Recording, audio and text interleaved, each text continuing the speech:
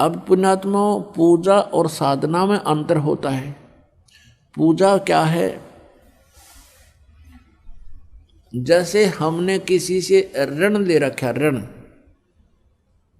तो हम उस ऋण को उतारने के लिए जो साधना कर रहे हैं वो मजदूरी कर रहे हैं। तो हम जिसका ऋण देना है उसकी पूजा नहीं करें, हम तो उसके को अपना पैसा उतारने के लिए उसको अपनी मजदूरी करें। अब जैसे हमने पुणात्मा, जैसे आप जी ने सेब खरीदनी है, सेब, अब उस सेब को कैसे प्राप्त किया जाए? सबने पता, सेब है मार्केट में मिल रहा है, लेकिन जेब में पैसे नहीं है तो मार्केट में कैसे मिलेगी? अब ये विज्ञान हो गया कि सतलोक में सतपुरुष है और वहाँ पर सारा सुख है, तो वो वहाँ पहुँचेंगे कैसे? वो भक्ति धन चाहिए। जैसे हमने सेब खानी है, सेब के गुणों का ज्ञान हो गया, और वो कहाँ मिलती है? मार्केट में या मंडी में या कहीं बाजार में मिलेगी। तो कैसे मिलेगी? पैसे से मिलेगी। तो पैसे के लिए हमने क्या करना पड़ेगा? कोई मजदूरी कर या कोई और धंधा कर, फिर पैसे इकट्ठे कर और फिर सेब प्राप्त कर, वहाँ जाके मार्केट में जाते मिलेगी फिर तो। और जेब में पैसा नहीं है तो घूमे जा, वहाँ पर सेब भी रखा है, कोई ना दे तो उठा करके। तो ऐसे ही हमने सतलोक जाना है, तो हमारा उद्देश्य जो था, पूजा सेब की थी, सेब की पूजा थी, लेकिन मजदूरी कहीं और कर रहे थे। तो हमने पाना है परमेश्वर कबीर देव, सतलोक पाना है, वो हमारी सेब है और मजदूरी ये है। अब ये मजदूरी बताई है ओम तत्सत मंत्र की, और जो प्रथम मंत्र आपको दिया जाता है ये इनकी पूजाएं नहीं है, ये भी मजदूरी है उस सेब को खाने, सेब को पाने की, परमेश्वर तक जाने की। यानी हमारे शरीर के अंदर इन भगवानों का जो है ना अपना अपना महकमे के अनुसार इनका हमारे ऊपर ऋण है, और इन मंत्रों की मजदूरी करके हम इनका ऋण चुका देंगे। फिर ये हमने नो ड्यू सर्टिफिकेट दे देंगे, NOC, और जब इनसे NOC मिल जाएगी तब हम त्रिकुटी की तरफ जा सकते हैं, अन्यथा नहीं जा सकते, क्योंकि ये हमारा शरीर है। एक ब्रह्मांड जो है, एक ब्रह्मांड में जो भी व्यवस्था हो रही है उसी का ये एक इस शरीर में व्यवस्था है। जैसे टीवी में चैनल होते हैं, टेलीविजन में चैनल होते हैं, तो ऐसे हमारे शरीर में चैनल बने हैं। ये बैकबोन जो है, रीढ़ की हड्डी, बैकबोन, इसके अंदर की साइड में एक बिल्कुल साथ साथ चिपकी हुई आंतड़ियाँ सी बनी हुई हैं। नीचे जाओ, यहाँ बैकबोन, ये रीढ़ की हड्डी समाप्त होती है नीचे गुदा के पास, तो इससे 2 उंगल ऊपर इस रीढ़ की हड्डी जहाँ एंड होता है, इससे 2 उंगल ऊपर एक मूल कमल है, और मूल कमल में गणेश जी का अधिपत्य, उसका ऑफिस है, ये समझो। और उसकी ऑफिस का जो ऋण हमने उतारना है उसकी मजदूरी अलग बता रखी है, मंत्र आपको दे रखे। उसके बाद उससे 2 उंगल ऊपर बैकबोन में वहाँ पर सावित्री और ब्रह्मा जी का ऑफिस है, इसको स्वाद चक्र बोलते हैं। उससे ऊपर जो नाभि आपकी सुंडी है, नाभि, इसके बैक साइड में बैकबोन के साथ में ऐसी आंतड़ियाँ सी चिपकी हुई हैं, उसमें 8 पत्ती का कमल है, और जो ब्रह्मा जी का है वो 6 पत्तियों का कमल है, और गणेश जी का है वो 4 पत्तियों का कमल है। और फिर हम यहाँ हृदय कमल, हृदय ये हार्ट नहीं, हृदय का अर्थ मध्य भी होता है।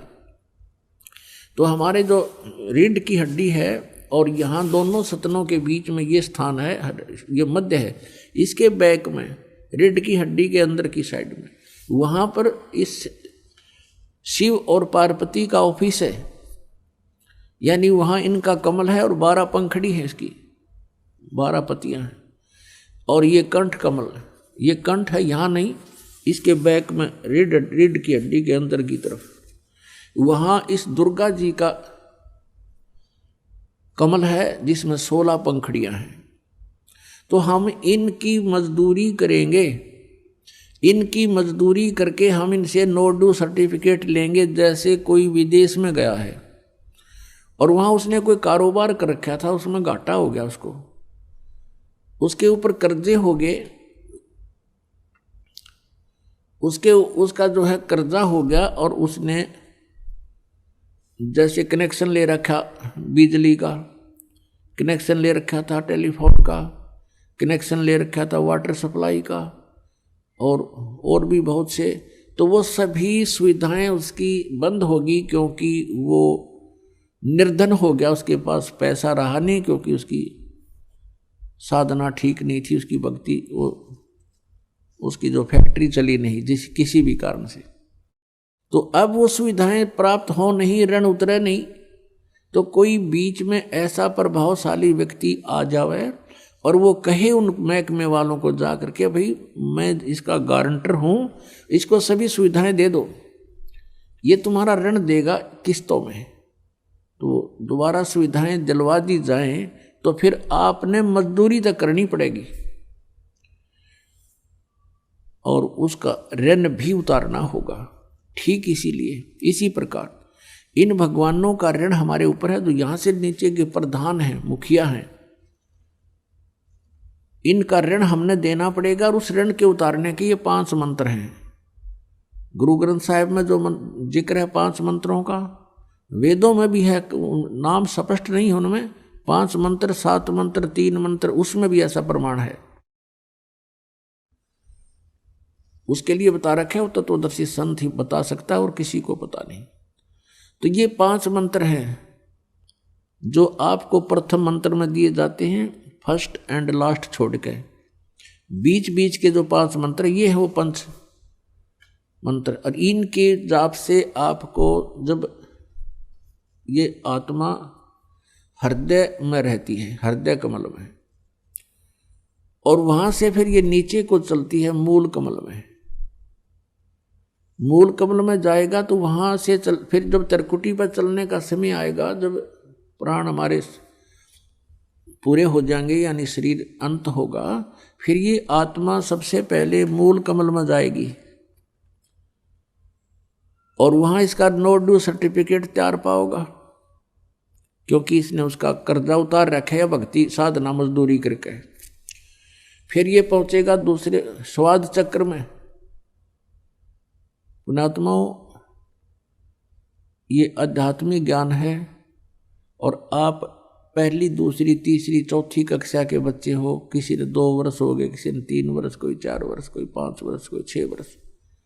इस आध्यात्मिक ज्ञान को समझने में बहुत समय लगेगा, तो धीरे धीरे, क्योंकि एक दिन में तो नहीं समझ पाते, धीरे धीरे समय समय पर ये सब सत्संग के माध्यम से प्रवचन किए जाते हैं, और सत्संग के अंदर एक विशेष ध्यान रखा जाता है कि प्रथम कक्षा के बच्चे भी होते हैं जो पहली बार आए हैं, तो सभी प्रकार के डोज देनी पड़ती है, ताकि सभी को सहारा मिले, विश्वास दृढ़ हो, भगवान में रुचि बने आपकी। तो पुण्यात्माओं, इस काल ने हमारी सारी व्यवस्था ऐसी बना रखी है, निरे पाप हों। तो इस प्रकार हम संतानोत्पत्ति करते हैं, वो ब्रह्मा जी के ही विभाग में आती है, तो उसके अंदर हम बहुत वेस्ट करते हैं, अपना शक्ति को बहुत वेस्ट होती है, तो वो कर्जा और ऋण बन जाता हमारे ऊपर। तो फिर इन मंत्रों के जाप से जब हम ब्रह्मा जी के वहाँ जाएंगे, तो फिर वो उस मंत्र के जाप से उस सभी पाप जो हमारा लोन हो गया था, हमारे वेस्टेज होगी थी, उसको वहाँ वो इस मंत्र से आपकी स्टोर होएगी, रीस्टोर होएगी, तो वहाँ वो हमें मुक्त कर देगा। फिर हम जाएंगे विष्णु जी के उस दरबार में, वहाँ भी फिर हमारा यहाँ नो ड्यू सर्टिफिकेट मिलेगा, क्योंकि आप उसका मजदूरी करके ऋण उतार चुके होगे। फिर आओगे हृदय कमल में, और वहाँ फिर आपको वो मंत्र दे रखा, उसके जाप से आप फिर वहाँ से बरी हो जाओगे, वहाँ से नो ड्यू सर्टिफिकेट आपका तैयार पाओगा। और फिर कंठ कमल में आओगे, वो दुर्गा जी का भी आप मजदूरी करते हो, जाप करते हो, तो फिर आप यहाँ से लेकर यहाँ तक आप स्पष्ट साफ हो गए। इस प्रथम मंत्र से आपको यहाँ तक आने में सुविधा हो जाएगी, यानी यहाँ तक। अब यहाँ से फिर त्रिकुटी पर पहुँचना है, इन मंत्रों के जाप बिना और नीचे वाले भगवानों का नो ड्यू सर्टिफिकेट लिए बिना, नीचे वाले प्रधानों का, आप त्रिकुटी पर नहीं जा सकते लाख जन्म भी। और जो ये नकली पंथ बतावे हैं कि साढ़े गुरु जी तक बताते हैं कि सीधे त्रिकुटी पर ही पहुंचना हमने तय, हम तो सीधे त्रिकुटी से साधना शुरू करते हैं, नीचे वाले का हमने कोई लेना देना नहीं। ये है बकवाद, ये है लोकवेद दंत कथा मूर्ख बनाने वाली।